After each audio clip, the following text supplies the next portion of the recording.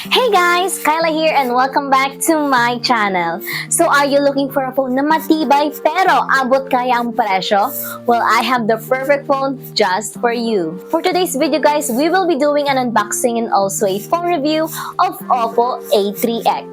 So itong OPPO A3x guys ay kasama to siya sa A3 series ng OPPO. At para sa kaalaman nyo guys, meron din akong ginawa na another video sa OPPO A3. So if you want to watch that video guys, the link is in the description below. So ano pang iniintay natin guys? Huwag na natin patagalin and let's start the unboxing.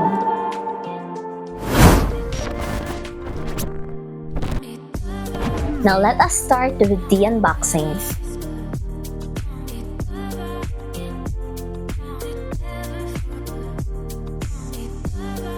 As we open the box, we will see here the OPPO A3x.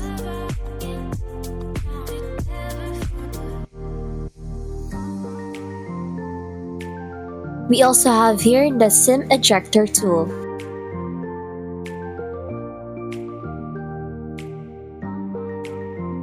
The manuals. And also protective case.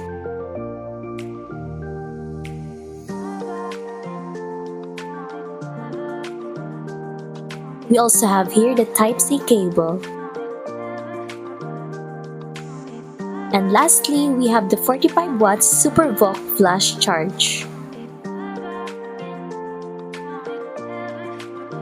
And now let's talk about the design of the OPPO A3x.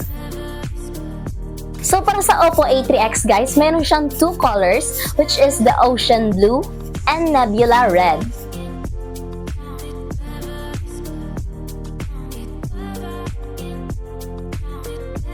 And as you can see here guys, the color that I have here is the ocean blue. So for OPPO A3x color ocean blue, it brings all the beauty of the blues and greens of the ocean depths on a sunny day.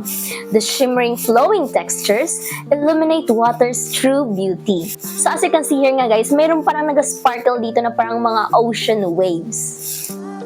And another thing for its design guys, ay meron siyang military grade shock resistance. The OPPO A3x passed the military grade durability test, including shock and drop resistance. So for its thickness guys, it has a thickness of 7.68 millimeters. At para naman sa kanyang bigat guys, it has a weight of 186 grams. So for the right side guys, dito natin makikita ang power button and also the volume buttons. So para naman sa kanyang left side guys, dito natin makikita ang kanyang SIM port. So for the bottom guys, we have here the audio jack, Type-C port, and also the speakers. Now let us check if this is a dual SIM or a single SIM.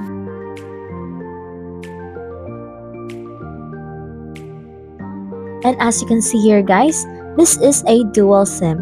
And you can also insert a micro SD for extra storage. Now let us talk about the display of the OPPO A3x. So para sa OPPO A3x guys, meron tayong 6.67 LCD screen display. And for its refresh rate guys, we have a 90 Hz refresh rate. You can also set your screen refresh rate to 60 Hz to conserve battery. Or if you want a more smoother animations, you can set it to 90 Hz refresh rate. Para naman sa kanyang resolution guys, meron tayong 1604 by 720p HD Plus resolution. Now let us talk about the speakers of the OPPO A3x. So para sa OPPO A3x guys, may pag-uusapan tayo dito sa kanyang speakers kasi ang kanyang speakers hindi lang 100 or 200 but 300% extra volume. So dito sa ating OPPO A3x guys, enjoy your music and your gaming up to the next level. Kasi nga makaka-experience kayo ng mas malakas at mas magandang audio with the OPPO A3x. Thanks to its 300% extra volume. Now let us talk about the performance of the OPPO A3x. So for its processor guys, we have a Qualcomm Snapdragon 6S 4G Gen 1 processor. So para sa kanyang storage guys, meron tayong two variants for its storage. So una-una ay ang 4GB RAM by 64GB of ROM.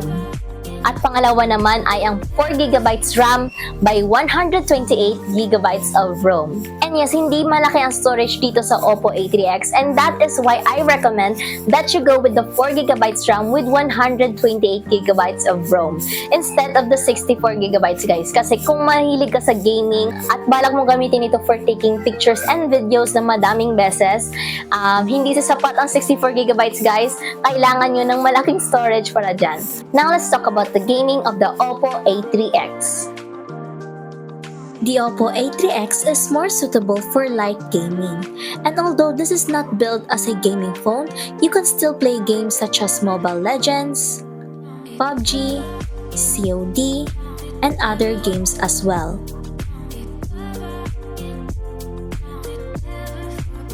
Now let's talk about the battery of the OPPO A3x. At para naman sa kanyang battery guys, it has a 5,100 mAh battery. And it also has a 45 watts SuperVOOC flash charge, na kung saan you can charge from 0% up to 50% in just 30 minutes. And now lastly, let's talk about the camera of the OPPO A3x. So for the OPPO A3x guys, hindi masyadong maganda ang kanyang camera compared with the OPPO A3. Medyo mas mababa ang kanyang camera, lalong-lalo na when it comes to the back camera. But when it comes to the front camera guys, same lang sila na mayroong 5MP front camera. So for the OPPO A3x guys, we have an 8MP rear camera and also a 5MP front camera. So when it comes to the video recording naman guys, ang kanyang rear camera video recording, you can record your videos up to 1080p with 30 frames per second. At para sa kanyang front camera guys, you can record your videos up to 720p with 30 frames per second. At para magkaroon kayo ng idea guys sa kanyang camera quality, I have provided a few pictures and a video for you to see.